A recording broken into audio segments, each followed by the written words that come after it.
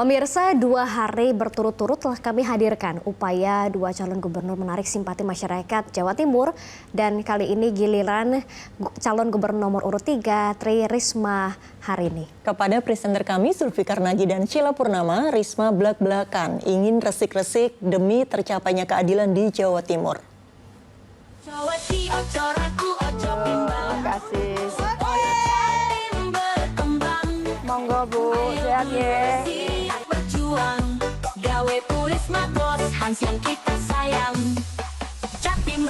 Halo pemirsa, ketemu lagi dengan kita berdua, saya Zulfikar Nagy. Dan saya Sheila Purnama dalam spesial program Blak-Blakan. Dan hari ini kita tuh ada di salah satu kota di Jawa Timur yang terkenal banget dengan sebutan ini nih, Kota Angin. Tahu nggak sih?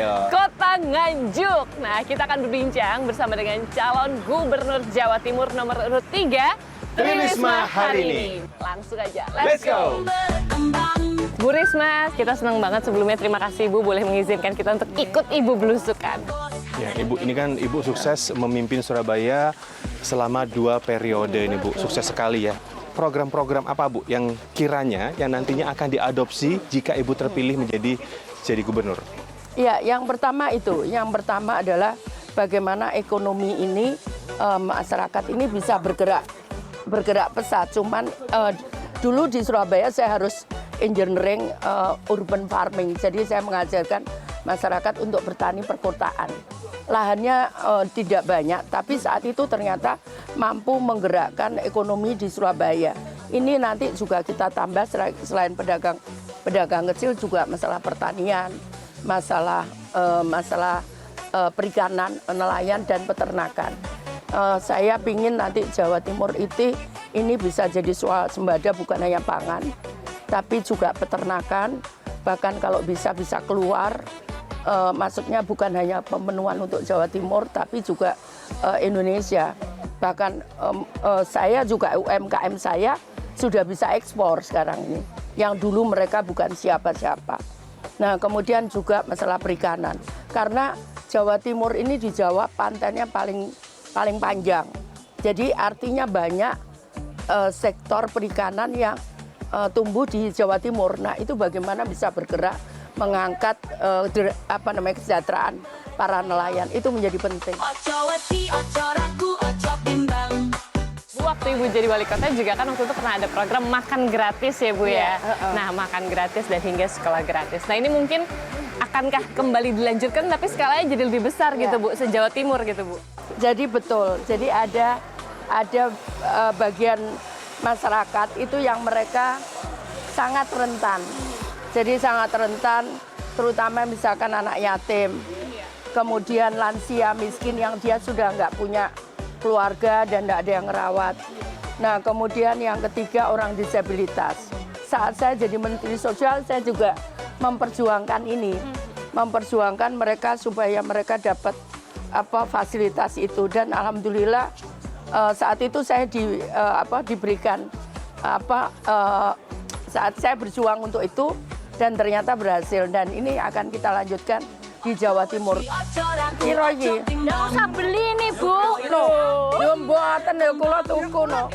Jika Ibu terpilih nanti untuk mengatasi ketimpangan infrastruktur untuk dalam jangka pendeknya, Bu, apa yang akan dilakukan Bu Risma nantinya?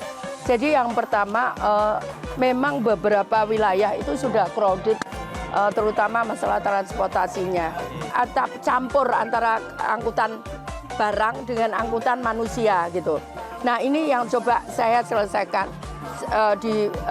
lewat misalkan jalur Gresik sampai dengan Tuban.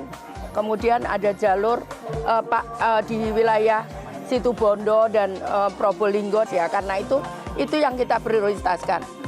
Saya percaya kalau prosesnya itu ganti untung, jadi pembebasan tanah bukan ganti rugi. Ya, maka itu akan bisa cepat. Di berbagai kesempatan, tagline-nya adalah Jawa Timur Resik. Itu yang digaungkan oleh Ibu dan Gus Han. Maksudnya apa nih Bu, Jawa Timur Bersih kalau bahasa Indonesianya ya Bu? Ya, betul.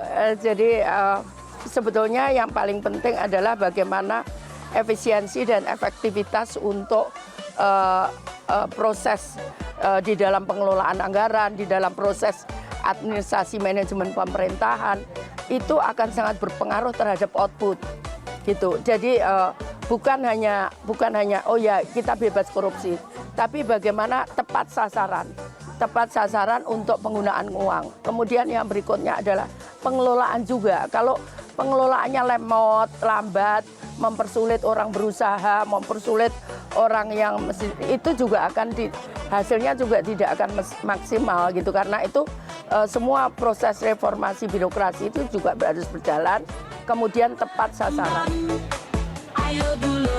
Oh, Bu Dele ya. Pulau Kalih ya, Bu. Jika terpilih, Bu, yang tiga hal yang Ibu fokuskan apa, Bu?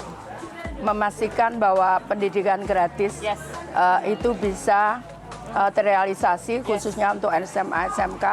Yang kedua adalah menghidupkan perekonomian di daerah. Jadi saya akan berputar membuat bazar-bazar ekonomi. Kemudian yang ketiga untuk percepatan layanan, terutama layanan publik. Jadi selama ini banyak keluhan juga izin-izin itu pada macet. Nah itu bisa dalam waktu cepat bisa. Dan saya pikir kita nggak perlu takut kalau kita nggak ngapa-ngapain ya. Oh ya.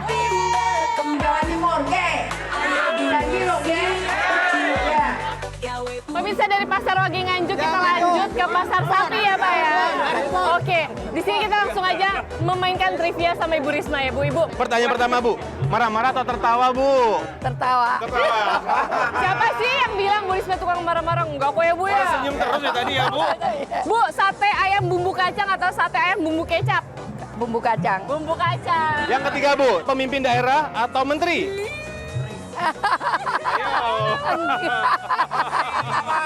Harus dijawab Bu. Pemimpin daerah atau menteri?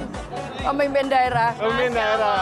Oke. Sebelum kita menutup, saya juga ingin tahu nih dari Ibu nih, ada nggak kira-kira yang mau disampaikan untuk warga Jawa Timur Bu? Silakan Bu. Ya.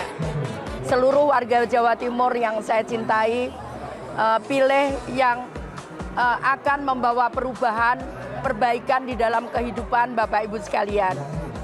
Karena 5 tahun itu akan menentukan bagaimana hidup kita nanti ke depan 5 tahun. Seperti itu.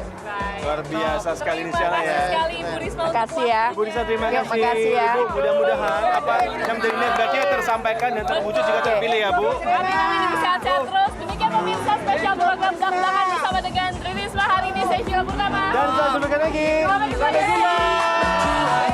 Gawe puris mabos